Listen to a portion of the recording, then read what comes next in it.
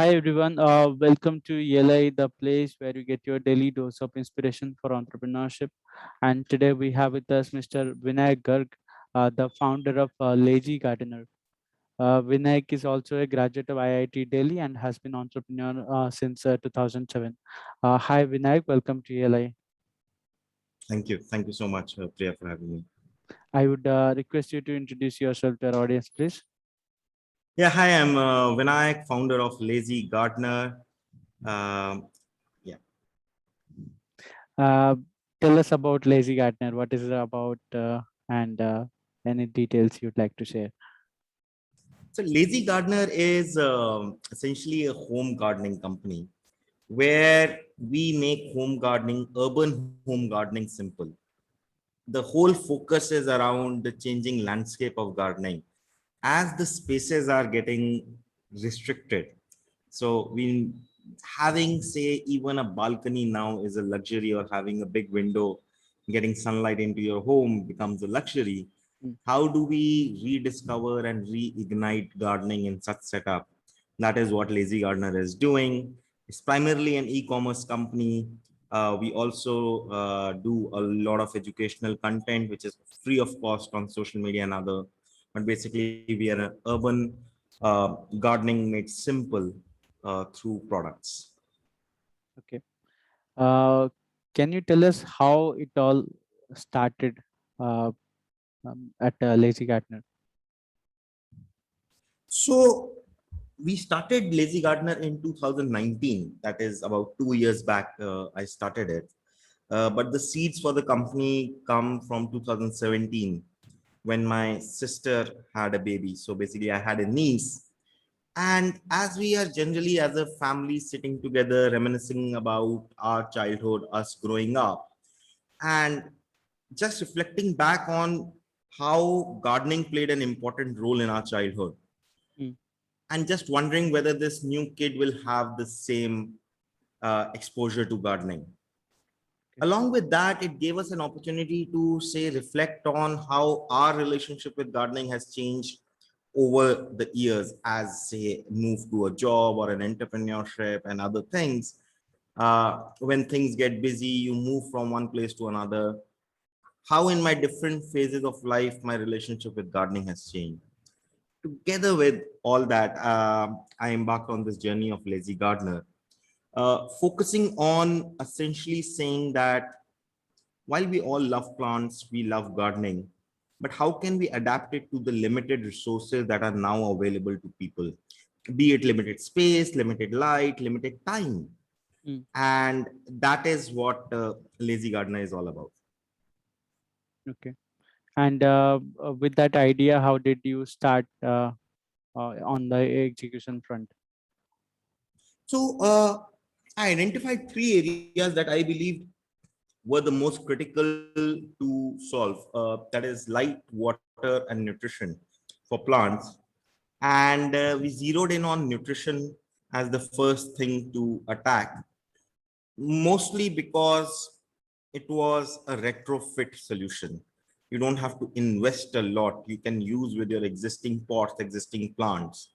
And I thought that would be a great first step to begin. So I remember in October 2017, I put out a post on a Facebook group talking about this is what I'm working on, or what if this solution is available. And this was a gardening community group, and the response was really positive and really good. And time and again, I've used the audiences available at different social media channels or social media platforms to assess where we are going and how market is uh, going to react to it or adapt to that. And that has generally been the focus. So even in our first year as a company, so say from 2019 June to 2020 August, we had just our fertilizer sticks as the only product. Mm. After that, we launched a couple of products like magnetic hydroponic planters, wooden propagation stations, and products like that. And this April onwards, we have expanded the range further. It's a gradual process. We aim to be a single stop shop for everything to do with gardening. And we are getting there. Okay. How do you acquire customers for your venture? Online. So there are many ways to say acquire. I would say predominantly for us is social media and ads, online ads. Okay. These remain the two main channels for us to acquire new customers. Our experiments with Instagram has been really fruitful.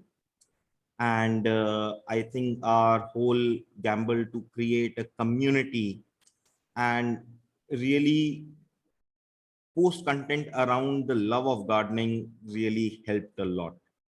So yeah. Okay. Any sort of growth hacks that you have discovered along the way that has worked well? Yeah, be honest. I think that is one of the most important thing. I personally don't believe in hacks because say there are definitely time and again there are things which work better than other things. But if we approach them as a hack in the sense of an easier way to get through next milestone, I personally rather have a slower, steadier growth. Last lockdown, March 2020, when we had the lockdown, so then I launched a gardening class, online gardening class, where every day 4 to 5, I was doing a YouTube live session for gardening. And after that, once the lockdown eased, then we did what is known as a gardening masterclass on YouTube, where every Sunday for 5 Sundays I did this session, very well planned, very thought through 5 sessions. So there would be about 10,000 to 12,000 people attending live those sessions. In retrospect, one can think that that's a great growth hack. But if you do it as a growth hack, I am guessing we would be much more disappointed because we would expect it to be linked to a certain company revenue goals. And on social media, I think that has been one of my general approach because I'm also not a social media person in general. I rarely use my phone or social media and things like that. So I always believe that whatever we post, it should be worth the person's time, the time that they're going to spend consuming that. Mm. I think that helped us a lot because we rather post less, we rather use any medium only till the point we feel we are adding value. And yes, What is the current scale of operation you have? we are 18 people. And I don't know in what sense to explain the scale besides that. Uh, On Instagram, I can say that in 2 years now, we have some 300,000, 320,000 followers. Uh, and where we started from one product, now we have, I think, more than 20 products that we sell now. and how many customers, how many orders, uh, anything on that? I would not really like to go into those details specifically also because I think it's not fair for anyone watching this, like as you discussed, to say motivate. The number of customers per se, in my opinion, would not matter. What matters most is in the initial phase, how sustainable or how much love you get from those customers. If I have to just give a round figure, I think currently we would have about 100,000 customers. Uh, but having said that, I don't think that number itself is what makes Lazy Gardener what it is, but probably it is the reverse. We got lucky that our hard work paid off, Mm. and that got us to this scale or this number. Okay. I also understand you had co-founded many other ventures in the past. Can you tell us about it? I started my after completing my engineering. I worked with PricewaterhouseCoopers for 1.5 years. There, I was a consultant for government reforms, and I mostly worked with power companies, electricity boards. That was the division I was in. After that, I started a company called Leaped Knowledge Solutions, and basically, we were into education-related marketing, and we used to work with universities, giving them tech services for both admissions, post admissions, communications within the university. And I worked on that for 2 years along with my other co-founders. And post that, I founded a company called Zest.md. And that is providing e-clinic solution for dietitians and nutritionists. Online consultation for patients, and also it acts as it's a SaaS software. Mm. So every nutritionist or dietitian gets her own personal e-clinic, which she can brand, she can run on her own URL and consult patients, give out diet charts and things like that. It is still running, and in 2019, then I started this. Okay. Uh, Coming to the next set of questions, which are more towards personal side of being an entrepreneur. So to start with, I would love to understand what makes you an entrepreneur, or what drives you to stay as an entrepreneur and not do something else, perhaps working in a company which can pay you really fat paychecks. Um, Honestly, that never comes as an option to me. Uh, it is not something that I consider. I, I personally believe in entrepreneurship. One of the most important uh, requirement, or one of the most important steps you can do, is to stay alive another day, another month, another year. And I I personally also don't really identify with the word entrepreneur in the sense, or the startup word in general. I feel I'm running a business, and essentially creating something which does not exist right now, and making your vision come to life. It's I would go out on a limb to say it's almost like an artist when you go with a blank canvas, Mm. right? Everyone is given the same kind of a blank canvas. Now you have something in your mind. You use the tools in a way that you feel you want to, and then you paint a picture of what is in your head. And that is exactly what this journey is for me. Imagine in 2012, I started with online consultations. And we work with some hospitals also to do their own online consultations and things like that. 2020, people would get upset if a hospital does not offer online consultation, Mm. right? 2014 onwards, I started hiring full-time remote, where the concept is so alien that people would think that I want freelancers. Mm. And today, people would be like, why can I not have work from home, right? Now, I'm not saying that I'm forward-looking or anything like that. What I'm saying is, if your thoughts are coming from a concrete belief, the world will catch up. Now, the only difference is how long can you stay in business waiting for the world to catch up. That's the only game. And it's easier when the time is longer. You have a more period of time to put in that effort. Mm. With lesser capital, lesser resources, you can make a bigger impact. When the time is shorter, the amount of resources you need to make the same impact becomes more.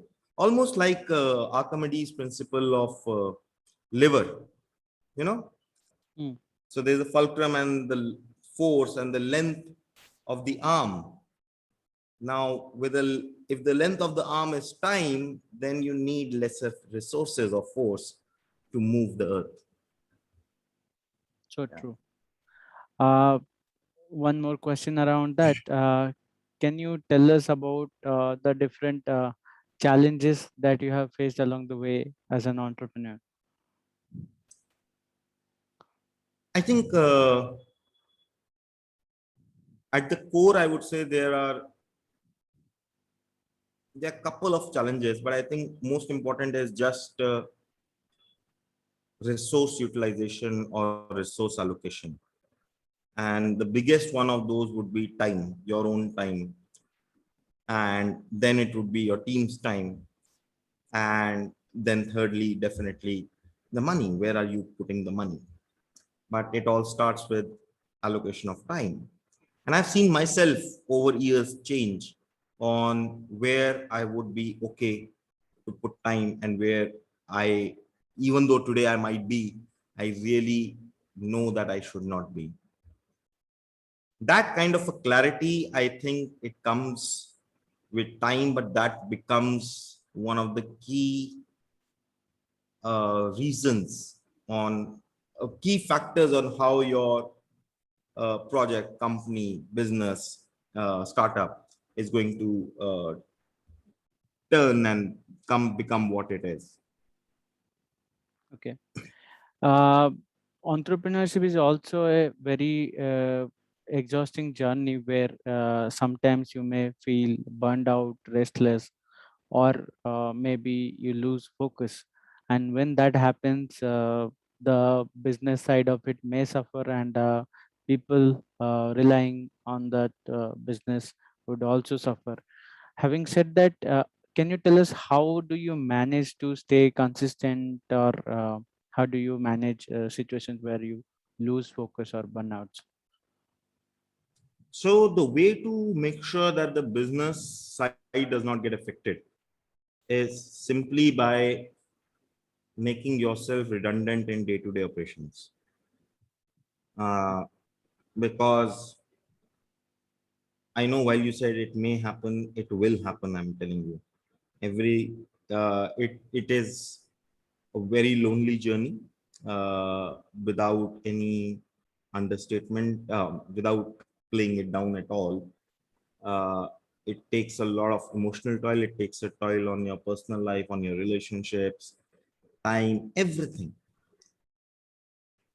And I think the one very important aspect there is to maintain at least one close circle with whom you can be honest in your sharing. Mm. And that becomes your emotional support, that becomes your sounding board.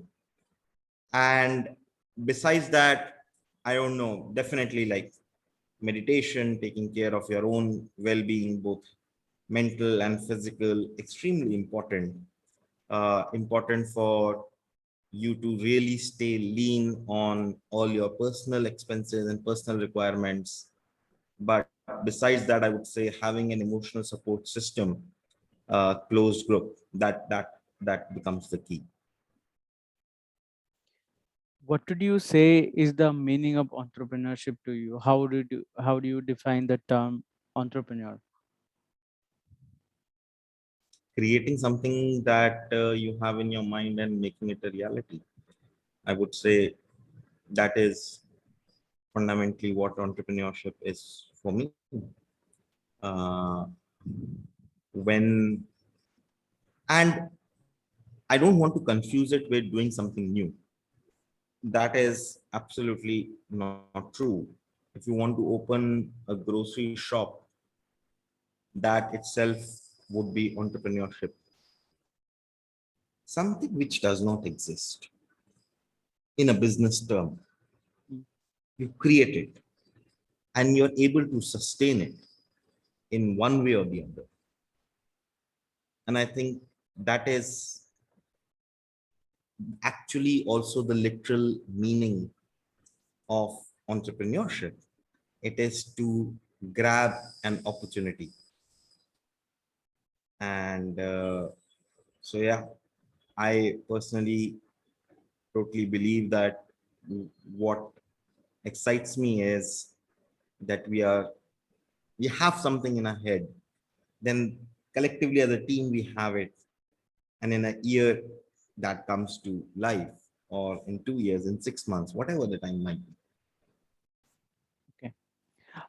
Coming to the final question, tell us about the different lessons that you have learned as an entrepreneur, which we can take away and apply to our ventures and our initiatives.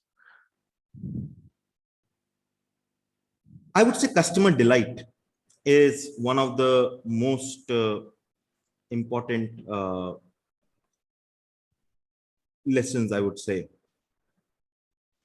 And by delight, it means that we understand, we have an empathy with the needs of the customer. And we put it down either in the way we deliver a service or a product, or in the service and the product itself. It is going that extra mile. A lot of times, I think we confuse by thinking that customers want a lower price or they want a better service. And that is not true. What we as humans, I believe, want is for somebody else to understand and care about us. Right? If we just look at how much we spend on a dinner, we might spend 200 to all the way up to 2000, 3000. The same person, right? So it means that every price point or every quality or every service has a place, Mm. has a place for the same customer also, but at different times. And depending upon what time it is, my need, or say being taken care of, is very different.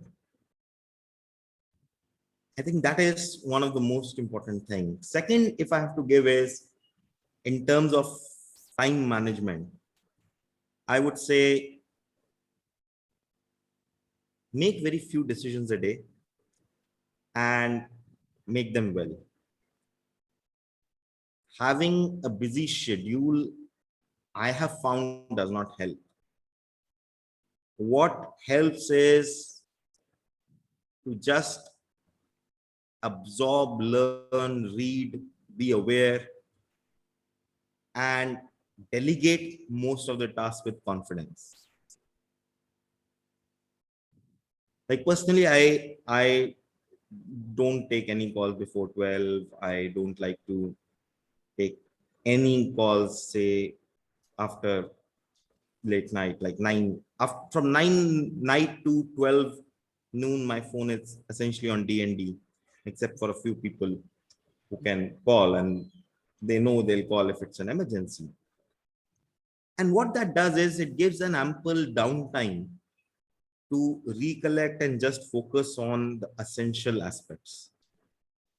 And I've seen on how, as a younger entrepreneur, when I was always running from one place to another, either in terms of task or thoughts or managing things, and then you're only able to get from one day to another. But if you really want to have a quantum leap, you want to make decisions or act on things that are going to move the company by some quantum leaps, it would be important for you to ask the right question and not just be answering the questions asked to you.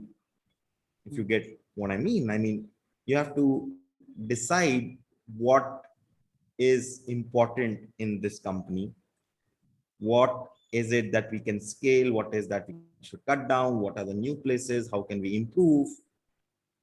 And that can come only when you have a lot of free, uninterrupted thinking time. Yeah, So yeah. absolutely. I think I can relate to most of it. Uh, at this point, I think we have come to an end to our session. And thanks for your time, Vinayak. It was a pleasure, and our Thank best you. Thank you wishes. so much, Priya. It's really a pleasure talking to you. And it's a great initiative that you're doing. And I think this podcast, the whole series, is going to help the younger entrepreneurs learn a lot. Thank you, Vinayak.